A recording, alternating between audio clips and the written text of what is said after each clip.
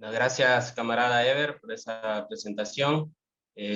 Bueno, gracias también a la oportunidad de poder introducir este tema que es bastante importante para los marxistas. El tema del materialismo histórico, creo que es un tema del que todos deberíamos de entrar en materia, discutirlo, manejarlo y comprenderlo de la mejor forma para poder comprender los acontecimientos del futuro, los acontecimientos presentes y poder desarrollar nuestro trabajo como marxistas y revolucionarios. Bueno, quizás hay muchas dudas alrededor de esto, ¿no? Yo voy a tratar de hacer una exposición sencilla porque entiendo que la CMI se ha renovado en el último periodo, el último año.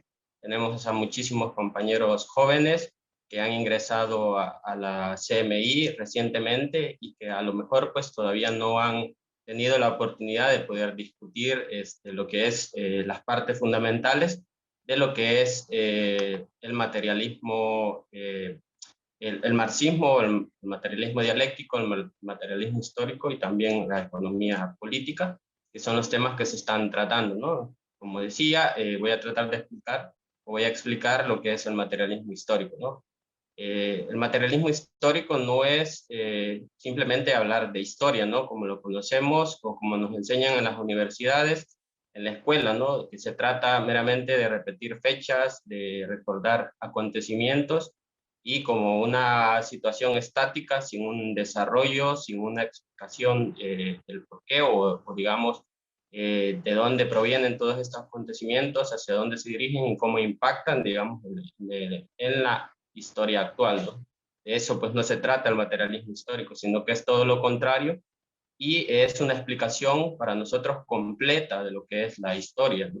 De los acontecimientos y cómo estos se ven no en imágenes estáticas, sino en un mismo desarrollo, ¿no? En cambio constante y desarrollo, digamos, infinito como tal. Hay algunas definiciones que nos van a servir para poder entender lo que es el materialismo histórico. Y lo principal que debemos entender es que parte de la premisa que en última instancia lo que determina el desarrollo histórico es el desarrollo de las fuerzas productivas, ¿no? El trabajo, la agricultura, la industria, la técnica y la ciencia.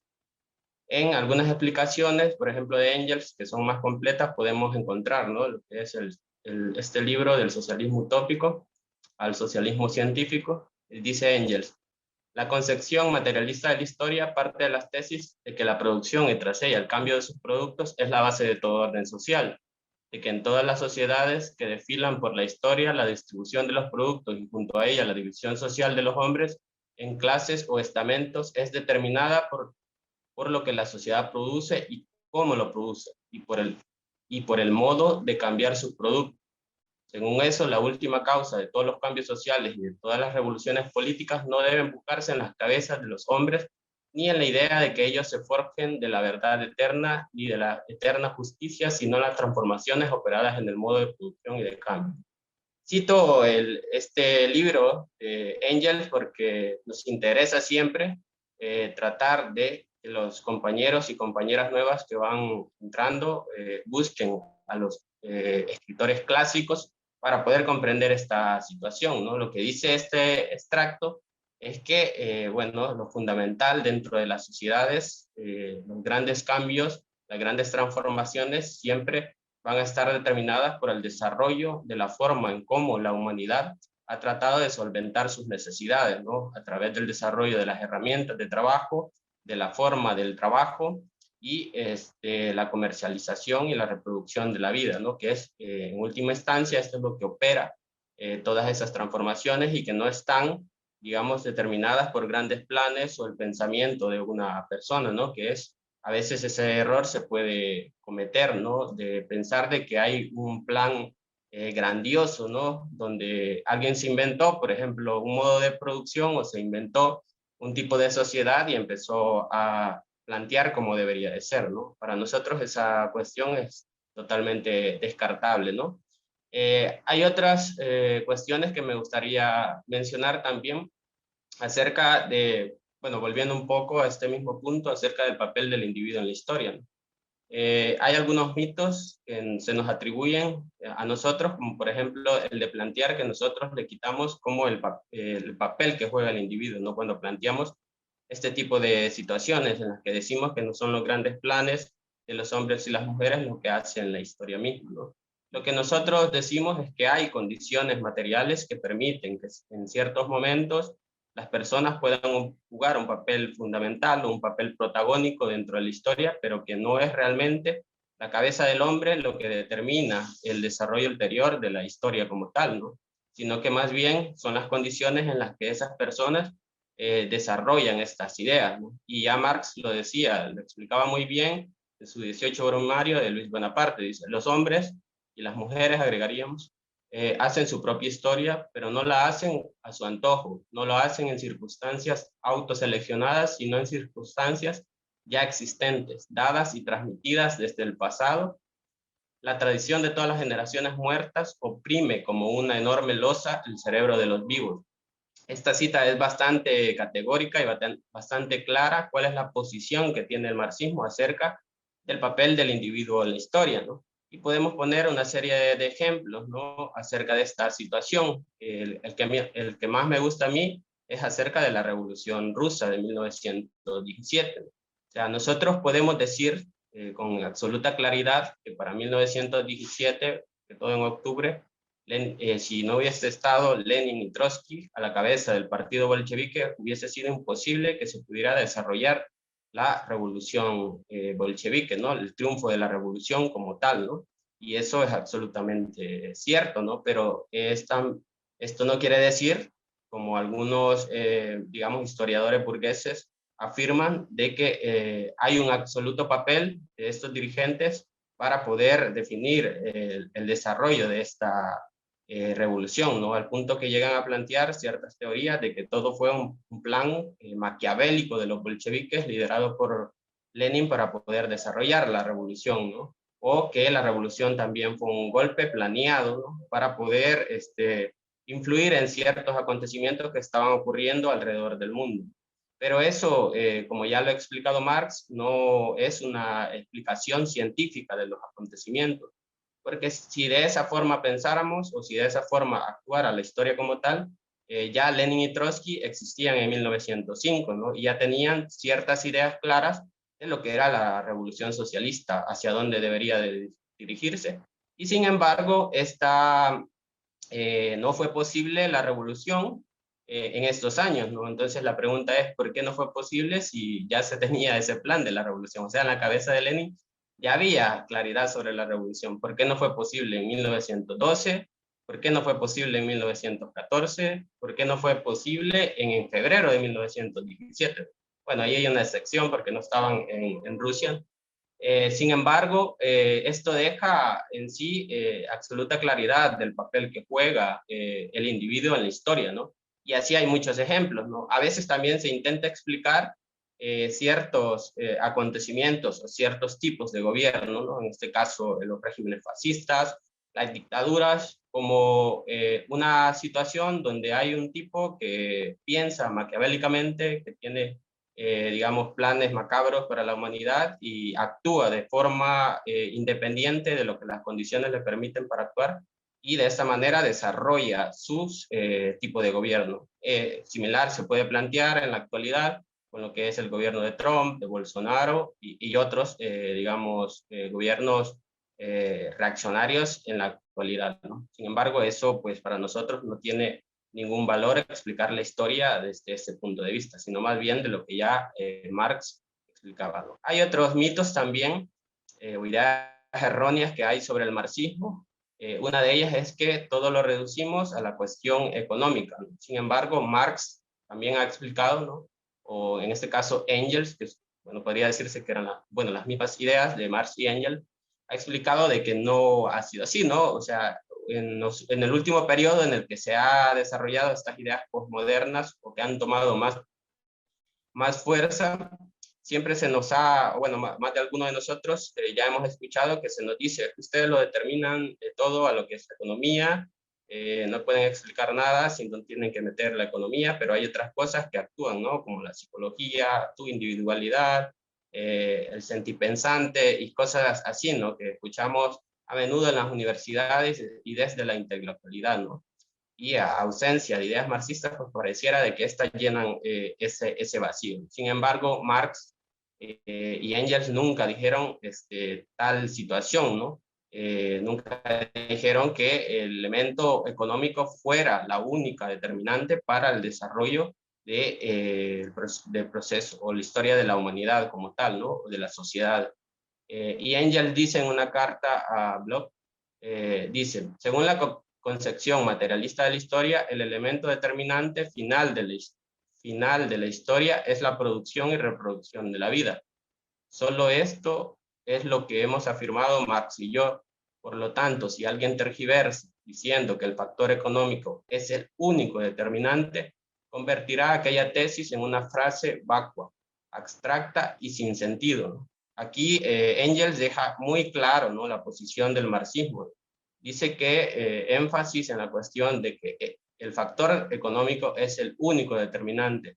Lo que dice Engels y Marx es de que en última instancia es un factor determinante, ¿no? Quien plantee lo contrario de esta situación, pues reduce el marxismo o lo vulgariza a una caricatura, ¿no?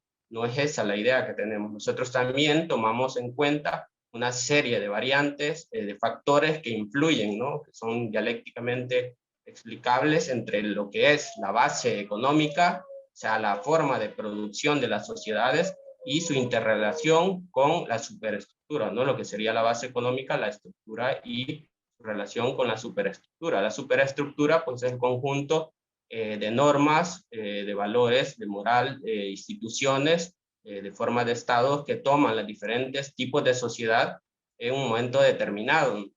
Y para nosotros, pues, hay una relación con toda esa cuestión que explicamos en cada uno de nuestros análisis, ¿no? Y esa es la forma marxista de poder explicar muchos acontecimientos históricos que han ocurrido y también nos acerca a poder plantear perspectivas acerca de la lucha revolucionaria o de los acontecimientos futuros que se puedan dar en la sociedad.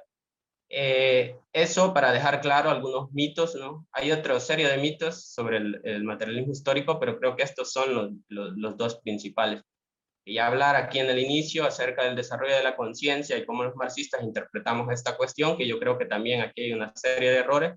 Sin embargo, lo voy a hacer al final, ¿no? A mí me gusta mucho el materialismo histórico porque a partir de este método de interpretar la historia de la humanidad, uno puede comprender una serie de situaciones, ¿no?, que parecen ideas absolutas dentro de la sociedad, ¿no? A mí me gusta poner el ejemplo de cómo el capitalismo intenta explicar ciertas cuestiones o intenta meter ideas, incluso en los niños sobre todo, o sea, porque está impregnado en toda la educación.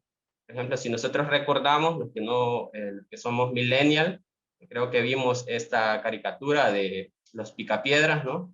En esta caricatura que se trata acerca de la edad de piedra, o sea, unas sociedades anteriores al capitalismo, existe, ¿no?, un burgués y existe un proletario, ¿no?, o existen ricos y pobres. Sin embargo, eso no ha sido así siempre, ¿no? Y lo que intenta hacer el capitalismo es decirnos de que incluso en la edad de piedra, o sea, incluso desde los más remotos tiempos, existía ya lo que era, digamos, la explotación, existía ya en los ricos, existía el Estado, existía el burgués, ¿no?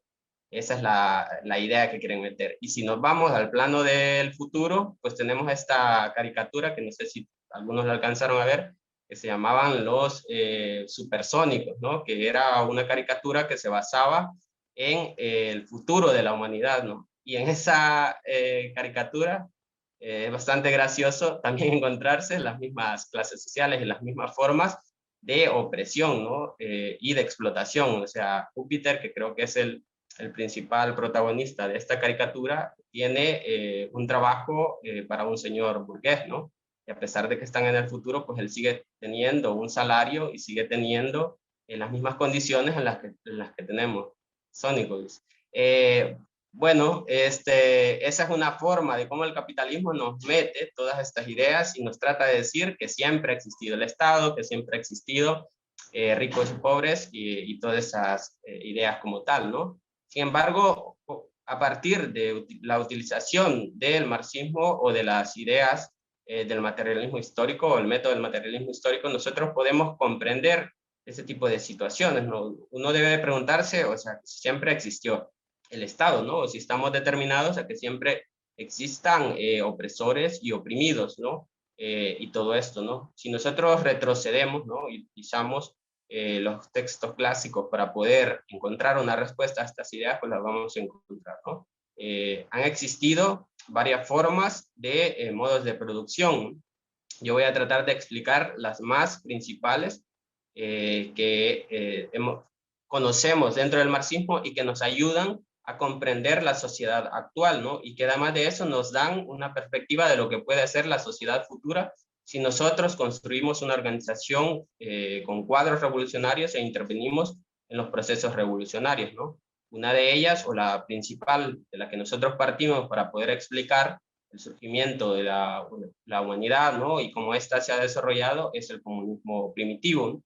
En un principio la humanidad no existía todavía la explotación, no empezaron, ¿no? En una sociedad donde no estaban, digamos, asentados en un territorio geográfico, sino que vagaban por el mundo, y una de las principales formas de subsistencia era a través de la recolección de los frutos o de los alimentos, y en el periodo más desarrollado de esta parte, pues también la caza, ¿no?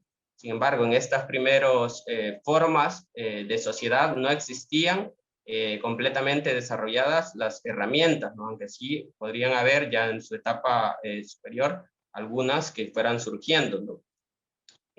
Pero aún así no había como una forma desarrollada como tal para poder satisfacer sus necesidades en sí, ¿no?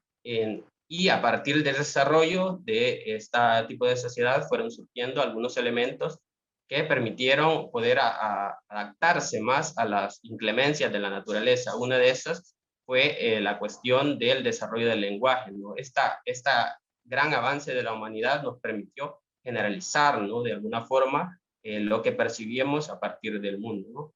Este tipo de sociedad, ¿no?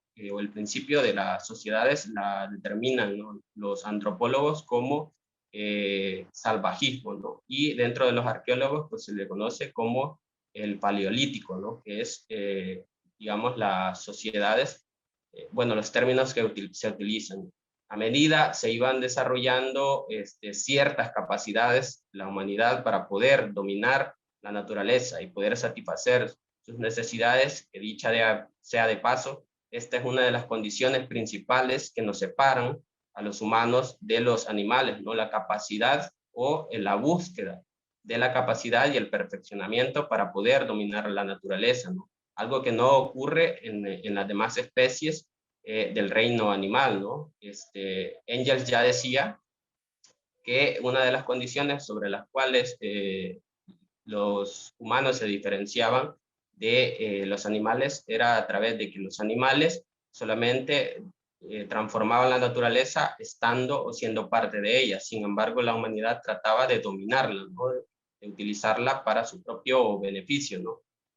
Para algunos, ¿no? En la actualidad, el pensamiento postmoderno, pues esto puede parecer un poco ingrato, ¿no? Pero, sin embargo, esta no es la posición del marxismo como tal. O sea, como humanidad necesitamos desarrollar la forma de poder subsistir y mantener o satisfacer nuestras necesidades. Claramente tiene que haber un equilibrio entre la naturaleza.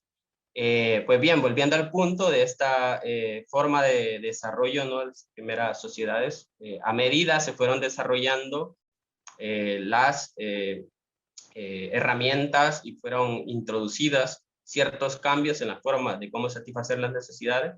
Se descubrió la agricultura, se desarrolló, y también la ganadería.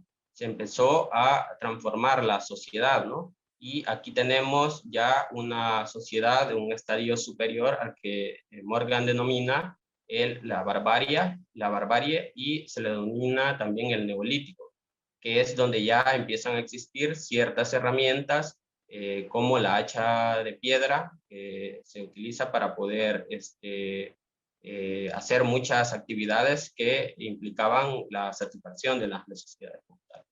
Y a la par de esto, también viene un desarrollo de la producción, ¿no?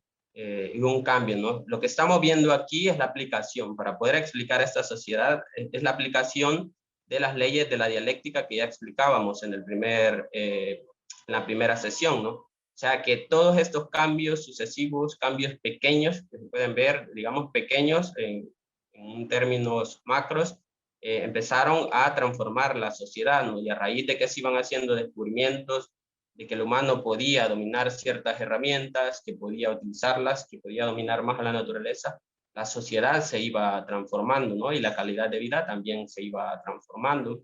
Así que no había un plan preconcebido de estos primeros humanos para poder hacer todo este tipo de cambios, ¿no? Y esto llevó a una producción mucho más desarrollada, a producción de herramientas, producción de métodos, también la acumulación de métodos, el perfeccionamiento de la técnica para poder producir, ¿no? Al punto de que esto fue transformando, la sociedad fue transformando también la familia en sí, ¿no? Porque en un principio la familia no era una familia como la que conocemos, ¿no? Está constituida por papá, mamá y los hijos, ¿no? Una familia, digamos, monógama, individual, ¿no? O privada como tal, sino que en un principio la sociedad estaba constituida por clans, por gems, que era como se les conocía, y estaba también el linaje se determinaba a través de la madre, porque era imposible poder conocer la descendencia de los niños cuando al padre, a los hombres no se les permitía poder cohabitar con las mujeres, ¿no? De cierta forma, en un periodo superior existieron lo que fueron los matrimonios por grupos, ¿no? Según los antropólogos. Y bueno, eso también respondía a ciertos intereses concretos de la sociedad que estaba, ¿no? Que se había desarrollado como tal.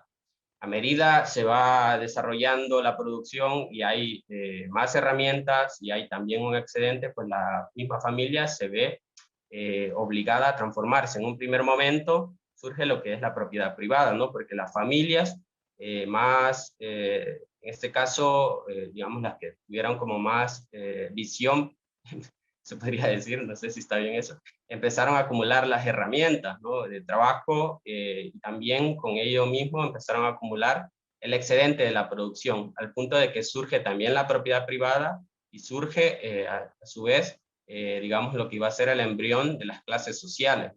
En todo este episodio que duró muchos años, muchísimos años, creo que alrededor de 3 millones, todo ese periodo, si no estoy mal, de lo que fue el comunismo primitivo, no existió el Estado, no existió la clase, no existió la propiedad privada, ¿no? Así que no pueden decir que la sociedad no puede funcionar sin estos elementos. Entonces, empieza a existir lo que es la propiedad privada, empieza a existir lo que es las clases y la familia también empieza a transformarse, ¿no? Estas familias que necesitaban heredar estas herramientas de trabajo a su descendencia, pues transforman la familia y ya no hay un matriarcado como tal, lo que mencionaba acerca del linaje a través de la madre, sino que se empieza a constituir ya las familias que se iban a dominar a partir del padre, ¿no? En este sentido, la herencia se podía determinar a partir de la línea del padre como tal, y surge el patriarcado. Esta fue la gran derrota que tuvo la mujer en la historia, ¿no? Y esta situación obligó también a desarrollar matrimonio monogámico, ¿no? Que es lo que conocemos hasta nuestros días. Sin embargo, todavía aquí la familia no es que se constituyó como la conocemos ahora, sino que era una familia donde existía el padre, el esposo, la esposa, digamos, por lo así, y sus concubinas.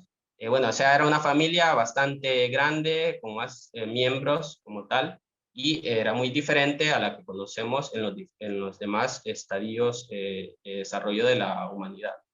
Así, es como empieza a surgir otro tipo de sociedad, ¿no? Hay una transición, ¿no? Todos estos cambios cuantitativos dieron paso a un cambio cualitativo, ¿no? Y empieza a surgir lo que vamos a conocer como un modo de producción esclavista, ¿no? Todo este proceso de desarrollo de las fuerzas productivas que, como mencionábamos, es lo que determina los cambios, eh, da el paso para que se puedan construir instituciones, para que puedan desarrollarse métodos, formas de sociedad, ¿no? Estas instituciones que se van a conocer como el Estado, o la ciudad, ciudades-estados que no existían en ese momento.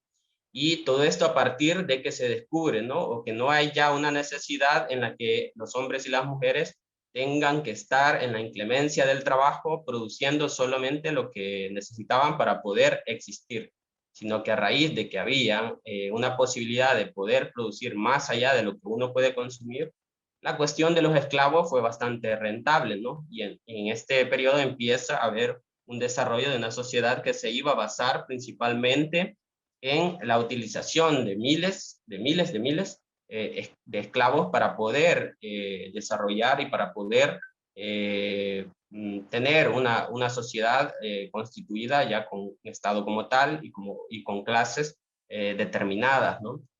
Y sin embargo, a pesar de todo lo que se pueda decir de la sociedad feudalista, como marxistas no creemos en una moral suprahistórica, o sea, cada sociedad tiene su propia moral, ¿no? Y su propia explicación del por qué ocurren los acontecimientos que se dan, ¿no? Toda esta explotación, todo este sufrimiento que tuvieron los esclavos, también tuvo un carácter progresista dentro de la sociedad, porque a partir de eso, un cierto grupo de la sociedad tuvo el tiempo para poder filosofar, para poder pensar, para poder cuestionarse. Lo que ya se mencionaba, ¿no? En la charla anterior, cuando se decía que Heráclito quería, se preguntaba acerca de, o decía de que no, nadie se baña dos veces en un mismo río. Todo este tipo de preguntas filosóficas que una persona que tiene que trabajar constantemente no se las puede hacer, ¿no? Fueron permitidas a partir de esto, ¿no? Y el desarrollo de la ciencia, el desarrollo de la medicina, el desarrollo del arte, la filosofía, tuvo un auge dentro de esta sociedad, ¿no? Que es la base fundamental o es una de la base principal de todo lo que conocemos en la actualidad. En ese sentido, no se puede negar todos estos avances y el progreso que hubo dentro de la sociedad, digamos, esclava, ¿no? Que solo fue a partir del trabajo y la explotación de miles de esclavos como tal. Esta sociedad iba a estar en un constante guerra, ¿no? Un constante conflicto. En un principio se desarrolló en Atenas, ¿no? Fue la gran, digamos, el gran boom de la sociedad esclavista. Luego iba a terminar con el Imperio Romano, ¿no? Pero principalmente se basaban en la utilización del esclavo, ¿no? En el desarrollo de esta sociedad también se minó el papel que podrían jugar los agricultores, ¿no? En la medida de que los esclavos producían con mucho más, con más rentabilidad, podría decirse, para las clases dominantes, los campesinos fueron reducidos a proletarios, ¿no? A lumpenproletarios que dependían del Estado como tal, tuvieron que emigrar del campo a la ciudad y hubo un gran desarrollo digamos, de estos campesinos que no tenían forma de poder subsistir, ¿no? De aquí surgen algunas cuestiones fundamentales que conocemos hoy, ¿no? Como el desarrollo de los primeros cristianos que estaban dispuestos a poder derrocar al régimen, derrocar a los opresores por formas violentas, ¿no? Y poder instaurar lo que era el cielo en la tierra, ¿no? Esto era parte de cómo ellos habían percibido toda esta sociedad y cómo querían solucionar. Sin embargo, no era posible poder hacer estos objetivos que se proponían por el tipo de sociedad que tenían en ese momento, ¿no? Y luego también tenemos grandes luchas en sí, ¿no? No solamente existían los imperios que necesitaban extenderse, necesitaban conquistar para poder satisfacer la necesidad que tenían las clases gobernantes de esclavos, ¿no? En la medida de que los esclavos no podían reproducirse por obvias razones, que pasaban todo el tiempo siendo violentados y siendo explotados, era muy difícil la reproducción. Lo que tenían que hacer los imperios era conquistar cada vez más territorios para poder conseguir más esclavos, ¿no? Y a la medida que esto se iba agotando, pues se iba siendo necesario poder transformar estas cuestiones y poder buscar nuevas formas para poder subsistir. Sin embargo, esto llegó a un callejón sin salida, ¿no? Y que tuvo una serie de crisis dentro del el Imperio Romano, ¿no? Que fueron satisfechas con ciertas formas de gobierno, ¿no? Aquí conocemos lo que es el cesarismo, que fue, a pesar de que había un cierto nivel de democracia en momentos determinantes en que tenía una crisis, ese tipo de sociedades lo que hacía era concentrar todo el poder en una sola persona, ¿no? Este emperador César llegó a concentrar todo el poder de un imperio inmenso y bueno, ya él prácticamente dirigía la sociedad, ¿no? En sí. Pero todos estos problemas que tenía este tipo de sociedad basado en la explotación de los esclavos llevaron a la decadencia, ¿no? Y como ya Marx explicaba, ¿no? Este constante lucha entre las clases como tal, o bien llevaba a la transformación revolucionaria de la sociedad, o bien llevaba al hundimiento de las clases en pugna. Pues esto lo vista, aquí no hubo como una revolución, ¿no? Al final, la epopeya, ¿no? La gran lucha que tuvo Espartaco, que es una lucha admirable, ¿no? Utilizando todas las capas explotadas, bueno, todas las capas oprimidas dentro de esta sociedad, no pudo triunfar, ¿no? Habían limitaciones dentro de estas revueltas no pudieron al final acabar con la clase dominante como tal y no hubo una transformación. Lo que ocurrió es que toda esta degeneración del imperio, toda su crisis, fue, digamos, sucumbió a una invasión de diferentes sociedades que estaban de alguna forma más atrasadas que el imperio o la sociedad esclavista en su momento, ¿no? Por ejemplo, tenemos a los hunos, los godos, que venían del este, los árabes que venían del sur, los escandinavos en el norte, que llegaron e invadieron todos estos territorios, destruyendo también las fuerzas productivas, ¿no?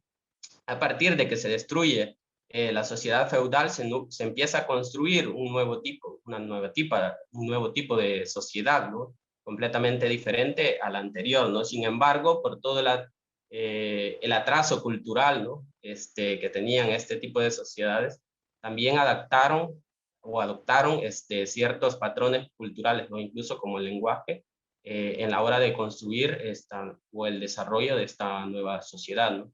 En un principio estas sociedades lo que hacían era conquistar territorios, elegían a un jefe de manera democrática, pero con el tiempo este jefe fue tomando o fue sucediendo su cargo a una sola familia, ¿no? Con el cual esta, esta tradición se impuso dentro de la sociedad. Y así fueron existiendo personas que concentraban una gran cantidad de tierras y que a partir de esto utilizaban, ¿no? Una forma de Estado para poder defender a los que estaban, digamos, gobernados dentro de su territorio. Perdón. Sin embargo, las guerras no dejaban de cesar, ¿no? O sea, todos estos grupos estaban constantemente en guerras y bueno, esto también llevaba a una serie de crisis dentro de la misma sociedad. La forma en la que se desarrolló este tipo de sociedad, ¿no? Que ya no era a través del esclavismo, sino que a través de la concentración de la tierra y a pesar de que es una sociedad, digamos, que tenía, ¿no? Cierto oscurantismo, se puede decir de que no hubo tanto avance en las fuerzas productivas, sí, digamos, desarrolló de alguna forma las fuerzas productivas introduciendo nuevos métodos de poder producir la tierra, ¿no? Y a partir de la tierra, que era la forma principal en la que se desarrollaba la sociedad feudal, pudieron construir un tipo de Estado que también se desarrolló de forma poderosa, ¿no? Pasando de estos jefes que tenían en ciertos territorios a desarrollar los condes, los barones, hasta llegar al punto de la monarquía absoluta, ¿no? Que fue la que termina en el último periodo concentrando todo el poder. Sin embargo, la forma de sociedad que se había constituido dentro del feudalismo como tal, se parecía más o menos a una forma de estratificación piramidal, ¿no? Donde era el clero, la nobleza, los que estaban por arriba y abajo estaban pues los demás actores sociales, ¿no? Como los varones, los duques, los condes, los siervos como tal, y bueno, todo esto en un constante lucha, ¿no? Por adquirir más poder y más territorio, ¿no?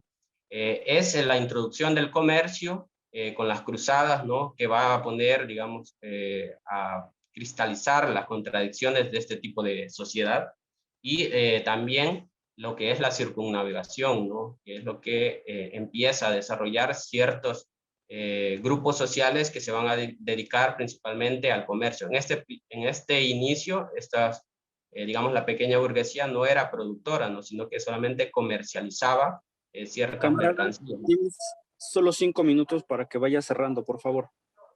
Bien, creo que no voy a poder terminar todo lo que había preparado, pero bien, esta introducción de ciertos elementos empieza a minar la misma sociedad, lo que lleva a haber transformaciones, ¿no? Y aquí sí va a haber una lucha cruenta, ¿no? Esta pequeña burguesía que quiere más poder, que quiere menos reglas, ¿no? Que quiere menos imposiciones por parte de la monarquía absoluta, que no la deja poder desarrollar el comercio como tal, donde hay un aumento constante de las mercancías por todos los impuestos que se dan, y que aparte pues también utilizaban el poder de la iglesia para poder controlar, va a crear una serie de fricciones que van a desarrollar revoluciones, ¿no? La principal de ellas fue la revolución en contra de la iglesia con la introducción de la reforma, y luego vienen los procesos revolucionarios principales, como es la revolución inglesa con el ejército de Oliver Cromwell,